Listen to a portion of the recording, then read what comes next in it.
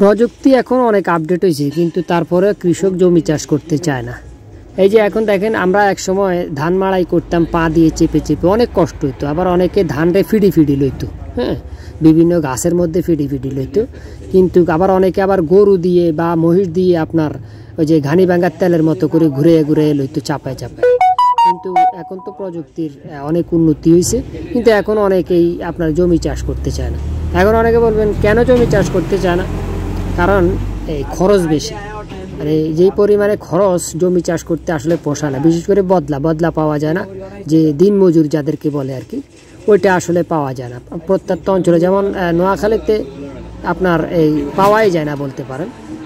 এটা বদলা যদি আনতে যায়, দিন মজুর আনতে যায়, তাহলে অনেক দূর থেকে আনতে যায়। আবার দেখা যায় কাজ 5 দিনের, তারা 2-1 দিন কইরা ভাগে। এরকম ঘটনাও করছে। মানে টাকা নিয়ে নেয় অ্যাডভান্স, দেখা যায় 10,000 টাকা চুক্তি, 5,000 নিয়ে নিছে। কাজ 3 দিনের, 1 দিন কইরা ওরা রাত্রে ঘুম থেকে উঠে ভাগছে। সকালে দেখা যায় মালিক পক্ষ আসি, দেখে লোক নাই। এই হলো।